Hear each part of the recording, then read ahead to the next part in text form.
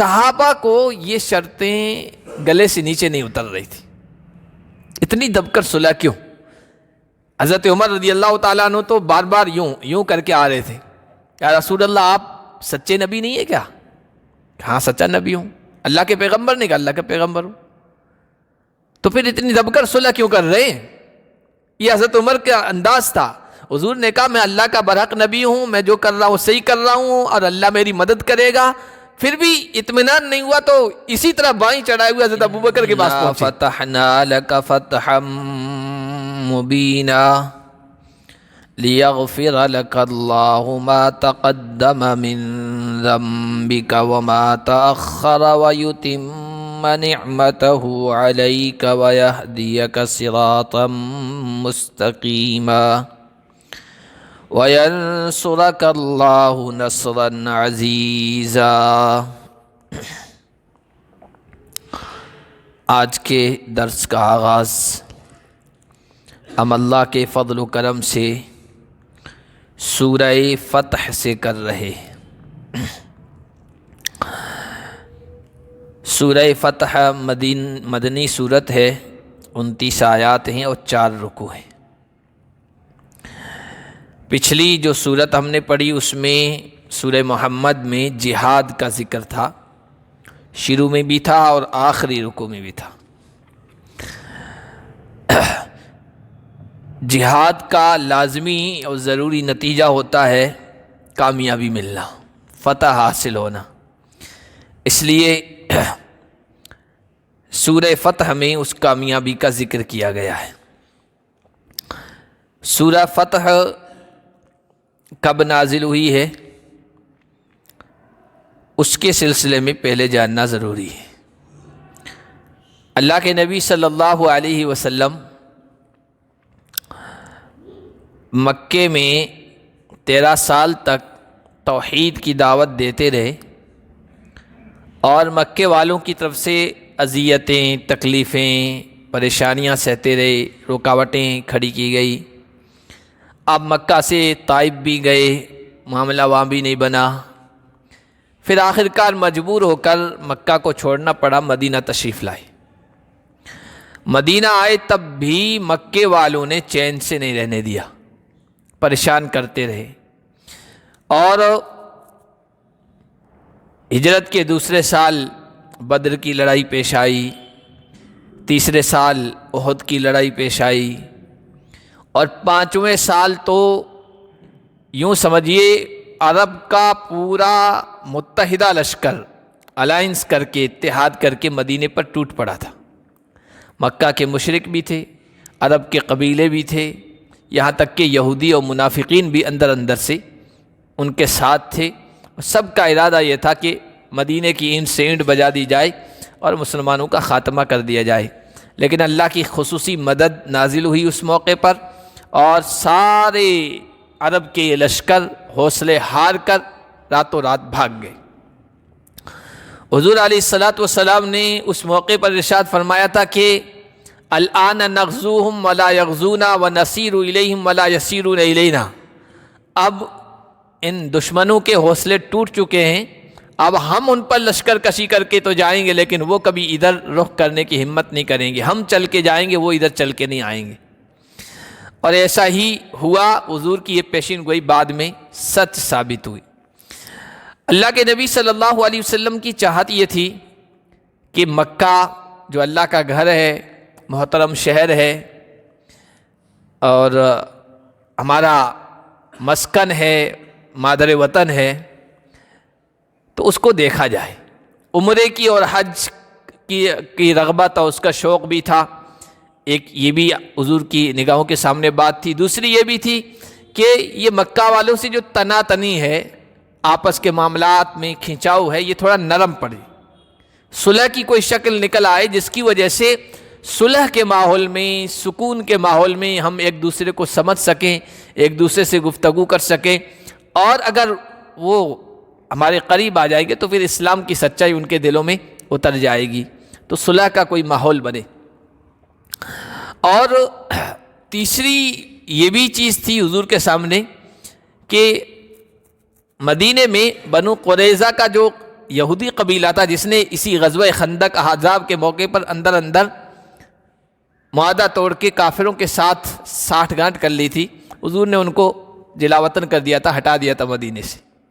تو اس کی وجہ سے خیبر کے یہودی بڑے انتقام اور دشمن کے جذبات مسلمانوں کے سلسلے میں اندر رکھ رہے تھے، اور انہوں نے اندر اندر مکے والوں سے کہا تھا ہم دونوں ایک ہیں، اگر محمد مکے کی طرف بڑھتے ہیں تو پھر ہم ادھر چپکے سے مدینے پر حملہ کر دیں گے، اور اگر یہ ہماری طرف بڑھتے ہیں تو تم ادھر سے حملہ کر دینا، ان کو چین سے نہیں رہنے دینا ہے.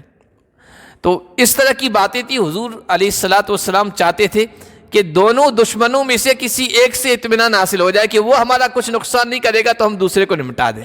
حضور صرف عبادت گزار نہیں تھے، دنیا کے حالات پر بھی نگاہ رکھتے تھے، اور کس سے کس طرح نمٹا جائے. اس سیاسی لوگ جو کرتے ہیں نا، حضور اس سلسلے میں بھی ہمارے لیے نمونہ ہے. تو اللہ کے نبی صلی اللہ علیہ وسلم کی یہ خواہش تھی. اسی زمانے میں حضور علیہ الصلوۃ والسلام نے خواب دیکھ لیا. خواب یہ دیکھا کہ آپ اپنے صحابہ کے ساتھ مکہ گئے ہیں اور عمرہ کر رہے ہیں، بیت اللہ کی زیارت کر رہے ہیں. حضور علیہ الصلوۃ والسلام نے صحابہ کے سامنے یہ خواب رکھا جو اس صورت کے اخیر بالکل رکوع میں آئے گا اس کا تذکرہ. تو صحابہ کا تو اصل وطن تھا مکہ، اور پھر بیت اللہ کئی سال ہو گئے دیکھے ہوئے، دیدار کیے ہوئے، اندر سے شوق کے جذبات امڑے کہ رسول اللہ کب چلیں گے کب چلیں گے کب چلیں گے. حضور نے کہا چلیں گے اب، اور پھر حضور نے اعلان کروایا مدینے میں، مدینے کے آس پاس میں، کہ سب کو چلنا ہے بیت اللہ کی زیارت کے لیے، عمرے کے لیے. چنانچہ اللہ کے نبی صلی اللہ علیہ وسلم کے ساتھ 1400 صحابہ کا مجمع ساتھ میں ہو. آپ صلی اللہ علیہ وسلم چلے ذوالحلیفہ جو مدینہ کے بالکل قریب ہے اور مدینے والوں کی میقات ہے، وہاں سے آگے احرام باندھ کے جانا پڑتا ہے مکہ کی طرف. وہاں آپ نے احرام باندھا، صحابہ نے احرام باندھا، اور آپ صلی اللہ علیہ وسلم کا ارادہ صرف بیت اللہ کی زیارت تھا، عمرہ تھا، اس کے علاوہ کچھ نہیں تھا. لڑائی جنگ نہیں تھی، اس لیے کہ حضور صلی اللہ علیہ وسلم کسی سے لڑنے کے لیے جاتے تھے تو دشمنوں کو کانوں کان خبر بھی نہیں ہوتی تھی، ساری سی آئی ڈی فیل ہو جاتی تھی حضور کی سی آئی ڈی کے سامنے. ہر جنگ کا آپ دیکھ لیں، وہ پہلے سے بتاتے نہیں تھے کہاں جانا ہے کدھر جانا ہے، اور دشمن کو غفلت میں رکھ کر وہاں دھاوا بول دیتے تھے، پہنچ جایا کرتے تھے. لیکن چونکہ جنگ کا ارادہ نہیں تھا اس لیے حضور نے عام اعلان کر دیا تھا چلنا ہے، مکے چلنا ہے. ہتھیار بھی ساتھ نہیں لیے تھے. احرام باندھ کے حضور صلی اللہ علیہ وسلم ادھر سے گئے، اور اس نیت سے گئے تھے، اس سوچ کو لے کر کہ بیت اللہ صرف مکہ کے کافروں مشرکوں قریش کے لوگوں کا نہیں ہے، وہ تو پبلک پراپرٹی ہے، عرب کے سارے لوگوں کے لیے. وہ سارے وہاں شرک کی حالت میں، کفر کی حالت میں بھی جاتے تھے، عمرے کرتے تھے، حج کرتے تھے. وہ تو پبلک پراپرٹی ہے، تو کون کیوں روکے گا؟ ہمارے لیے بھی ویسے ہی مکہ جیسے قریش کے لوگوں کے لیے، باقی سارے لوگوں کے لیے. یہ اس سوچ کے ساتھ حضور علیہ الصلوۃ والسلام گئے تھے، کسی کو نقصان پہنچانے کے لیے نہیں. پھر تو احرام بھی باندھ لیا تھا. احرام باندھنے کے بعد تو کسی شکار کا بھی شکار نہیں کر سکتے، جانور کا بھی شکار نہیں کر سکتے، تو لوگوں کو نقصان پہنچانے کا کیا تصور ہو سکتا ہے، کیا سوچ ہو سکتی ہے. حضور علیہ السلام یہاں سے گئے، مکے والوں کو پتہ چل گیا، اس لیے کہ حضور چاہتے تھے کہ یہ خبر عام ہو جائے، کوئی اس میں مسئلہ نہیں تھا. مکے والوں کو پتہ چلا تو مکے والوں نے اپنی ناک کا مسئلہ بنا لیا، ہم بیت اللہ میں مکے میں داخل نہیں ہونے دیں گے، اور روکنا چاہ. حضور علیہ الصلوۃ والسلام جو مکہ جانے کا راستہ ہے نا، وہ ذو طوا والا ہے، حدیثوں میں آیا. وہاں سے مکے سے باہر کے لوگ آتے تھے، تو وہاں سے مکے والوں نے حضرت خالد بن ولید جو اس وقت مسلمان نہیں ہوئے تھے، ان کے ایک فوجی دل لشکر کے ساتھ ان کو وہاں کھڑا کر دیا. حضور کو پتہ چل گیا، حضور نے وہ راستہ ہی بدل دیا، دشوار گزار گھاٹیوں والا راستہ اختیار کر کے مکے کی طرف بڑھے، اور حدیبیہ جو مکہ کے چند میل کے فاصلے پر تھا، آپ وہاں پہنچ گئے مکے کے بالکل قریب، کیونکہ حدیبیہ کا کچھ حصہ حرم کے اندر ہے، کچھ باہر ہے. وہاں پہنچ گئے اور وہاں آپ نے پڑاؤ ڈالا. آپ نے وہاں سے پیغام بھیجنا چاہا مکے والوں کو کہ چونکہ حضور کو یہ خبر پہنچ چکی تھی، وہ لڑنے مرنے کے لیے تیار ہیں، اور یہ لوگ لڑنے کے لیے نہیں آئے تھے، احرام کی حالت میں تھے. سفارت بھیجی، ڈیلیگیٹ بھیجا. ڈیلیگیٹ میں حضرت عثمان بن عفان رضی اللہ تعالیٰ عنہ کو بھیجا. وہ اس لیے دیکھیے حضور کتنے سمجھدار انسان تھے، حالات کو بھانپنے والے. مکے میں اس وقت جس قبیلے کی، قریش تو بڑی برادری تھی، اس کی چھوٹی چھوٹی برادریاں تھیں، جس خاندان کی سیادت، حکومت، قیادت تھی نا، وہ بنو امیہ کی تھی. بنو امیہ کے شخص تھے ابو سفیان. ابو سفیان اس وقت بڑا تھا، چودھری تھا مکے کا، بنو امیہ خاندان کی. تو حضور نے حضرت عثمان بن عفان کو بھیجا، اس لیے کہ حضرت عثمان بن عفان بنو امیہ کے خاندان کے فرد تھے، حضور کے داماد تھے لیکن اس خاندان کے تھے. حضرت عثمان بن عفان کو کہا کہ بات چیت کر کے آؤ. ان سے کہو ہم لڑنے کے لیے نہیں آئے، ہم بیت اللہ کی زیارت کرنے کے لیے آئے. حضرت عثمان بن عفان وہاں گئے، بات چیت میں کچھ تاخیر ہو گئی، دیر ہو گئی. اور یہ وہ حالات ہوتے ہیں جب افواہیں زیادہ پھیلتی ہے. افواہ پھیل گئی کہ عثمان بن عفان کو مکہ کے لوگوں نے قتل کر دیا، شہید کر دیا. حضور علیہ الصلوۃ والسلام کو پتہ چلا، حضور غیب کا علم تو رکھنے والے تھے نہیں. حضور کو جب اطلاع ہوئی تو حضور نے صحابہ کو جمع کیا کیکر کے ببول کے ایک درخت کے نیچے اور کہا کہ مرنے مارنے کی بیعت لو، جب تک عثمان کا بدلہ نہیں لے لیں گے تب تک یہاں سے واپس مدینہ نہیں جائیں گے. اور تمام صحابہ نے حضور کے ہاتھ پر بیعت کی. حضرت عثمان بن عفان نہیں تھے تو حضور نے اپنا یہ ہاتھ لے کے یوں کیا، یہ عثمان کی طرف سے بیعت ہے، یہ عثمان کا ہاتھ ہے. اس کا تذکرہ بھی ہم آگے پڑھیں گے. بعد میں پتہ چلا حضرت عثمان آ گئے ہیں، کوئی وہ جو خبر تھی وہ افواہ تھی، جھوٹی تھی. پھر کئی لوگ آئے، تقریباً 5-6 لوگ آئے معاملات طے کرنے، کیونکہ کامیابی نہیں مل رہی تھی. آخر میں جا کر معاملات طے ہوا، کچھ شرائط طے ہوئی اور اس جگہ صلح ہوئی. اس صلح کو صلح حدیبیہ کہتے ہیں. حدیبیہ کی جگہ پر ہوئی تھی، اس وجہ سے اس کو صلح حدیبیہ کہتے ہیں. سن 6 ہجری میں پیش آئی ہے. اور اللہ نے اس صورت میں جو کہا ہم نے آپ کے لیے کھلی فتح دے دی ہے، وہ صلح حدیبیہ کو بتایا ہے. صلح حدیبیہ کو کھلی فتح بتایا، کھلی کامیابی. اب دیکھیے کہ اس صلح میں طے کیا ہوا تھا. ایک تو یہ طے ہوا تھا کہ اس سال آپ لوگ یہیں سے واپس لوٹنا پڑے گا، بیت اللہ میں نہیں آئیں گے آپ لوگ. کتنے سارے 416 کلومیٹر کا سفر طے کر کے اس زمانے کا، آج کل ایسی والی کاروں اور بسوں کا نہیں، طے کر کے آئے تھے. بالکل قریب آ گئے، اب کہہ رہے ہیں واپس جانا پڑے گا، نامراد کرنے نہیں دیں گے زیارت، اس سال واپس جانا پڑے گا. کتنی دب کر صلح ہو رہی ہے. 313 تھے، ناکوں چنے چبوا دیے تھے، اب تو 1407 میں آئے ہوئے ہیں، 3 گنا زیادہ ہیں. صحابہ کے جذبات بھی تھے کہ لڑیں گے جو کچھ ہو جائے، لیکن یعنی ایک اعتبار سے دب کے صلح ہو رہی. حضور نے کہا ٹھیک ہے، آئندہ سال آؤ گے قضا کرنے کے لیے عمرے کی تو 3 دن ہی ٹھہر سکو گے، 3 دن سے زیادہ نہیں، اور ہتھیار کچھ بھی نہیں لے کے آؤ گے.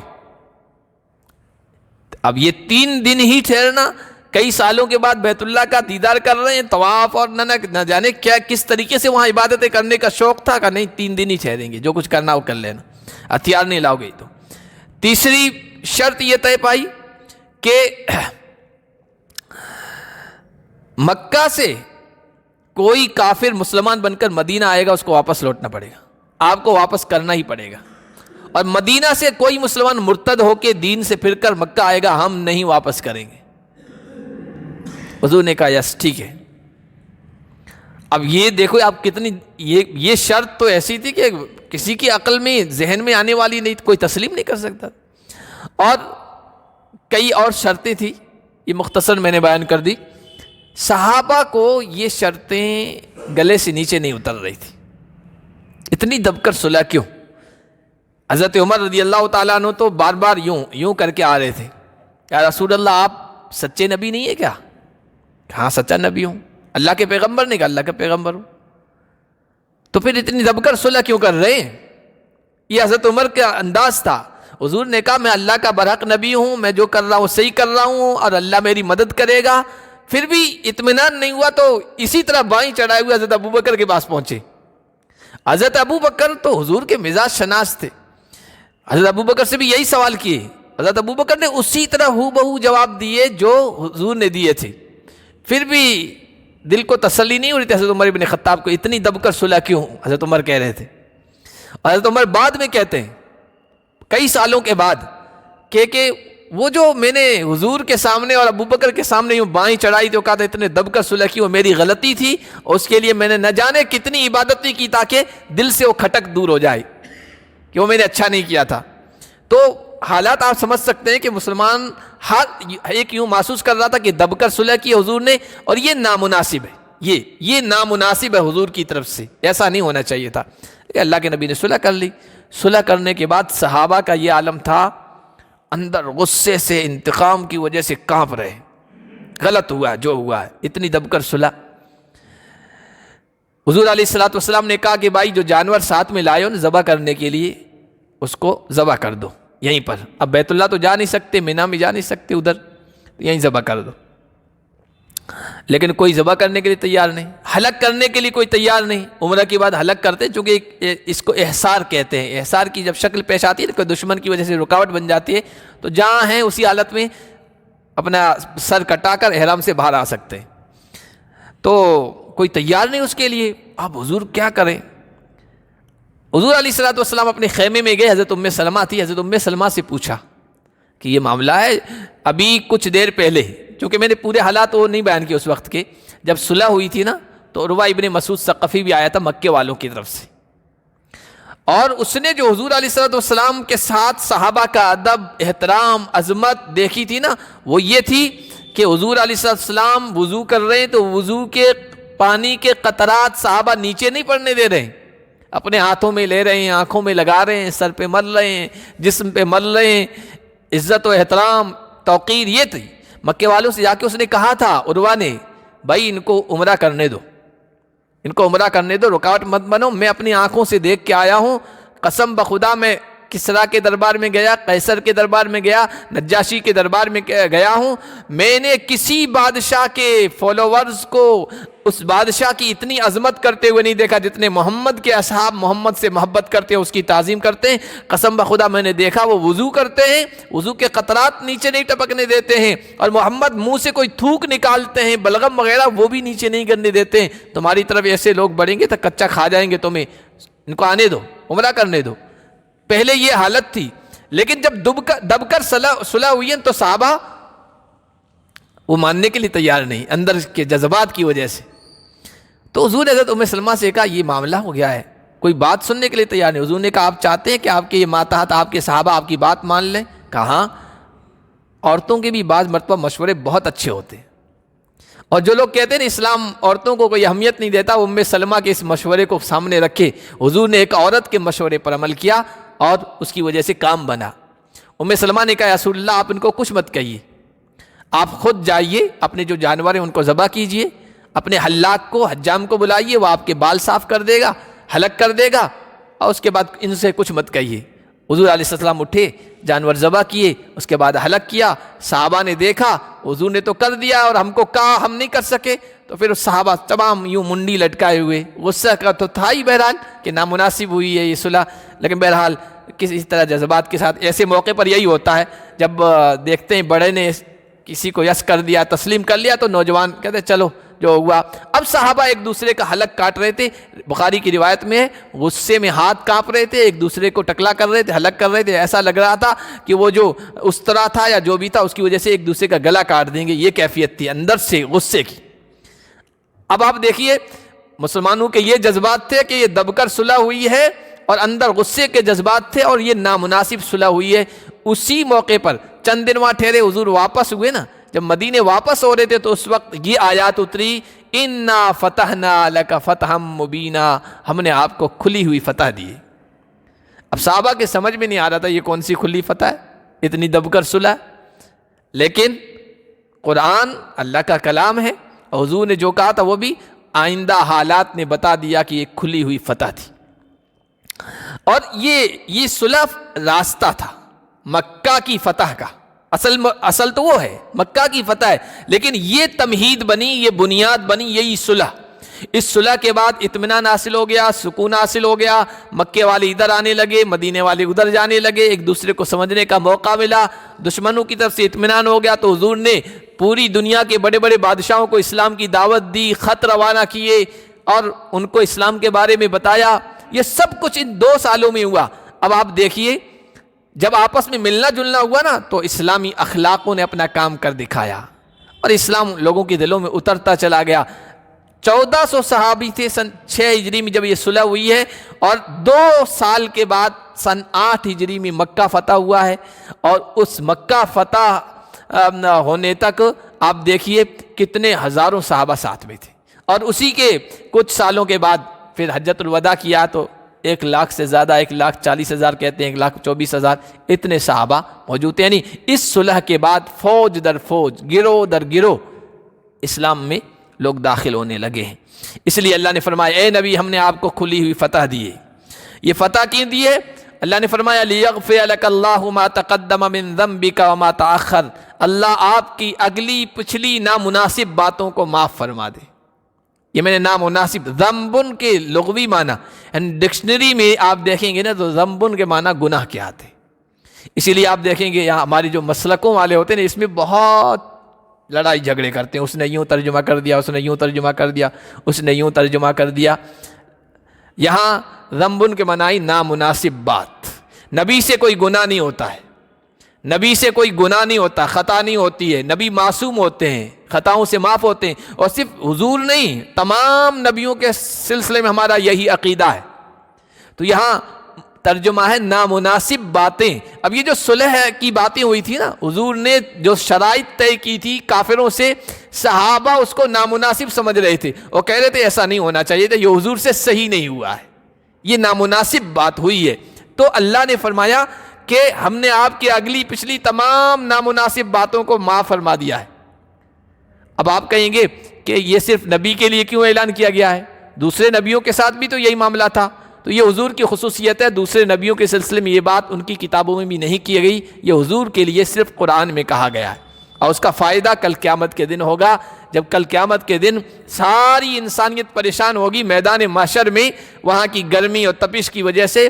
اس وقت وہ چاہیں گے کہ کوئی ایک بندہ ایسا ہو جو ہماری اللہ کی بارگاہ میں سفارش کر دے. باری تعالیٰ جنت جہنم کا فیصلہ تو بعد میں، میدان محشر میں ہم پریشان ہو گئے ہیں. کوئی ایسا ہو جو اللہ سے کہہ دے حساب کتاب شروع کر دیں تاکہ میدان محشر کی پریشانی سے ہمیں نجات مل جائے. تو اس وقت کہیں گے کون ایسا بندہ، ہم کس کو پیش کریں؟ تو لوگوں کے ذہنوں میں یہ بات آئے گی آدم کے پاس چلیں، ہم سب کے ابا ہیں. آدم کے پاس سارے لوگ جائیں گے، کہیں گے آپ ہم سب کے ابا ہیں، اللہ نے آپ کو اپنے ہاتھوں سے پیدا کیا، اپنی روح پھونکی، آپ کو جنت کے اندر ٹھہرایا، آپ کو بڑی عزتوں سے نوازا، تو آپ ہی ایسے لگتے ہیں جو ہماری سفارش کر دیں. آدم کہیں گے نہیں نہیں میرے بس میں نہیں ہے، اللہ نے پوچھ لیا، دوسرے تو بعد میں، پہلے تم آؤ کہو میں نے اس درخت سے منع کیا تھا، تو نے کیوں کھا لیا؟ تو میں کیا جواب دوں گا؟ اسی طرح تمام ایک ایک پیغمبر، میں تفصیل میں نہیں جانا چاہتا، ایک ایک پیغمبر ان کے سامنے انسانیت جائے گی اور وہ سب کہیں گے کہ نہیں نہیں، اگر اللہ نے ہم سے پوچھ لیا کہ تم نے وہ کام کیوں کیا تھا تو ہمارا کیا جواب ہوگا؟ اس لیے ہم اس کی ہمت نہیں کر سکتے. چونکہ حضور علیہ الصلوۃ والسلام کے سلسلے میں قرآن میں یہ اعلان ہو گیا آپ کی نامناسب باتیں اگلی پچھلی ہم نے سب معاف کر دی ہیں، تو اللہ کی طرف سے پوچھے جانے کا کوئی سوال ہی نہیں تھا. اس لیے ساری انسانیت جب اللہ کے نبی کے پاس آئے گی تو اللہ کے نبی یہی کہیں گے تم کہاں کہاں پھر رہے تھے بھائی، پہلے ہی آ جاتے، اس کے لیے تو میں ہی تھا. تو اللہ نے فرمایا اگلے پچھلے سارے نامناسب کاموں کو اللہ نے آپ کو معاف فرما دیا ہے. یہ ایک انعام اس صلح کے نتیجے میں. وَيُتِمَّ نِعْمَتَهُ عَلَيْكَ، اور اللہ اپنی نعمت کو مکمل کرنا چاہتا ہے، اپنا احسان مکمل کرنا چاہتا ہے. اللہ کے نبی پر اللہ کے دو احسان تھے. ایک احسان قرآن کی شکل میں تھا، دین اسلام کی شکل میں تھا. الیوم اکملت لکم دینی واتممت علیکم نعمتی، قرآن نازل فرما کر نعمت مکمل کر دی. یہ عملی علمی تھا، علمی احسان تھا. اور ایک عملی احسان وہ فتح مکہ کی شکل میں تھا. اللہ آگے چل کر اس صلح کے نتیجے میں مکہ فتح کرائے گا اور اپنی نعمت آپ پر تمام کر دے گا. یہ دوسرا انعام. وَيَهْدِيَكَ صِرَاطًا مُسْتَقِيمًا، اور اللہ تمہیں سیدھے راستے کی طرف رہنمائی کرنا چاہتا ہے، سیدھے راستے پر چلانا چاہتا ہے. اب تک تو مشکلیں تھی، رکاوٹیں تھی، پریشانیاں تھی، ہر طرف سے خوف خطرہ تھا. اب یہ صلح ہوئی ہے، بظاہر دبکے ہوئی ہے، لیکن اس صلح کے نتیجے میں آگے مکہ فتح ہوگا. اور جب مکہ فتح ہو جائے گا تو آپ کے صحابہ کا روب دبدبا پورے عرب کے لوگوں پہ ہو جائے گا. پھر آپ سیدھے راستے پر جب کوئی چلتا ہے، کوئی بریکر نہیں ہوتا ہے، کوئی پریشانی نہیں ہوتی ہے، کوئی رکاوٹ نہیں آتی ہے نا، اسی طرح آپ کے سامنے راستہ کھل جائے گا، کوئی پریشان کرنے والا نہیں ہوگا. یہ تین نعمتیں. چوتھی فرمائے وَيَنْصُرَكَ اللَّهُ نَصْرًا عَزِيزًا، اور اللہ آپ کی زبردست مدد کرنا چاہتا ہے. اور وہ ایسی مدد ہوگی کہ گروہ در گروہ لوگ آپ کے دین میں داخل ہوں گے. اذا جاء نصر اللہ والفتح ورأیت الناس يدخلون فی دین اللہ افواجا. یہ اللہ کے نبی پر احسانات ہوئے. تو یہ آیت جب اتری نا، حضور نے پڑھ کے سنائی تو صحابہ نے کہا رسول اللہ یہ تو آپ پر انعامات ہوئے ہیں اللہ کی طرف سے، ہمارے لیے کیا ہے؟ تو اللہ نے اگلی آیت اتاری هو الذی انزل السکینۃ فی قلوب المؤمنین. اس کے نتیجے میں وہ اللہ ہے جس نے مومنوں کے دلوں میں سکون نازل کر دیا. آپ اندازہ لگائیں 1400 لوگ ہیں، ہتھیار بھی ساتھ میں نہیں ہیں، اور وہاں سے چل کے آ رہے ہیں مکہ، اور مکے والوں دشمنوں کی سرحد پر پہنچ چکے ہیں، اور سامنے والے لوگ لڑنے کے لیے تیار ہیں، اور یہ لڑائی کے ارادے سے آئی نہیں ہے. اس کے باوجود بھی دشمنوں پر رعب پڑ گیا، اور ان کے دلوں میں کسی قسم کا کوئی خوف نہیں آیا، اطمینان ہی اطمینان. کہیں دل و دماغ میں یہ بات نہیں آئی کہ یہ لوگ ہمیں کچا کھا جائیں گے، ہم تو احرام کی حالت میں آئے ہیں، ہتھیار بھی لے کے نہیں آئے، لڑائی کے ارادے سے بھی نہیں آئے، پتہ نہیں کیا ہوگا ہمارا. اچھے سے اچھے حوصلہ مند انسان کا حوصلہ اس وقت ختم ہو جاتا ہے، لیکن صحابہ کے دلوں میں کوئی ڈر نہیں آیا. اللہ نے فرمایا ہم نے تم پر بھی احسان کیا کہ اطمینان اور سکینہ نازل فرما دیا تمہارے دلوں میں، تاکہ تمہاری ایمان میں اضافہ ہو جائے. وَلِلَّهِ جُنُودُ السَّمَاوَاتِ وَالْأَرْضِ. اور تم پر بھی 3 انعام فرمائے. ایک تو سکینہ نازل فرمایا، تمہاری ایمان میں اضافہ کر دیا 2، اور تیسرا اللہ کہہ رہے تم جو ہو نا یہ میرے لشکر ہو. اللہ کسی کو کہہ دے یہ میرا لشکر ہے، یہ عزت کی بات ہے، یہ اعزاز کی بات ہے. تو اللہ نے فرمایا اللہ ہی کے لیے زمینوں اور آسمانوں کے لشکر، ان لشکروں میں تم بھی ہو، تم میرا لشکر ہو. تو صحابہ کے حوصلے بڑھ گئے. اللہ نے فرمایا وَكَانَ اللَّهُ عَلِيمًا حَكِيمًا. اللہ علم والا بھی ہے، حکمت والا بھی ہے. جو کچھ کرتا ہے وہ حکمت کے تحت کرتا ہے. کوئی بھی عقل مند انسان کوئی کام کرتا ہے نا، لوگ کہتے ہیں کہ بھائی یہ غلط نہیں کر رہا ہوگا اس لیے کہ خود سمجھدار ہے، اور اللہ اس کے ذریعے سے تمہیں لشکر بنا کر یہ چاہتا ہے کہ ایمان والے مردوں ایمان والے عورتوں کو ایسے باغات میں داخل فرمائے جن کے نیچے سے نہریں جاری ہوں گی، اور ان میں وہ ہمیشہ ہمیشہ رہیں گے، اور تمہاری ساری خطاؤں کو معاف کرنا چاہتا ہے. دھلے دھلائے اللہ کے دربار میں پہنچو گے، کوئی خطا نہیں ہوگی، کوئی گناہ نہیں ہوگا، کوئی برائی تمہارے کھاتے میں نہیں ہوگی. وَكَانَ ذَلِكَ عِندَ اللَّهِ فَوْزًا عَظِيمًا. اور اللہ کے یہاں یہ بہت بڑی کامیابی ہے.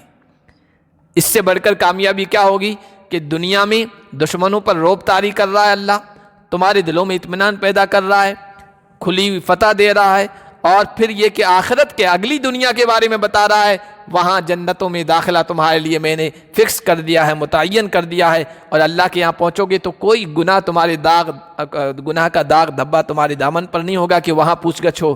یہی سب سے بڑی کامیابی ہے. اللہ پاک ہم سب کو اس کامیابی سے نوازے. وَيُعَذِّبَ الْمُنَافِقِينَ وَالْمُنَافِقَاتِ وَالْمُشْرِكِينَ وَالْمُشْرِكَاتِ الظَّانِّينَ بِاللَّهِ ظَنَّ السَّوْءِ. اللہ کے نبی جب یہاں سے چلے تھے نا مدینے سے، تو مدینے میں منافق بھی تھے، یہودی بھی تھے.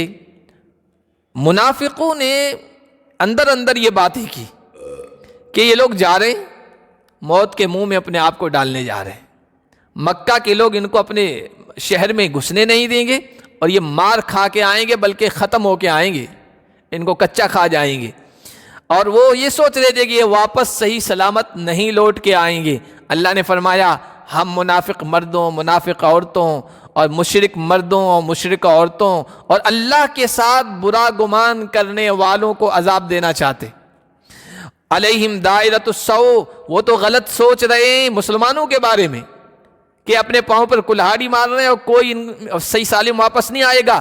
بری آنے والی مصیبت انہی پہ آئے گی، ان کے حالات آئندہ برے ہوں گے، اور اللہ کا غضب ہے ان پر، اللہ کی لعنت ہے ان پر. اللہ نے ایسے لوگوں کے لیے جہنم تیار کر رکھی ہے، اور وہ کیا ہی برا ٹھکانہ ہے. اللہ ہم سب کی حفاظت فرمائے.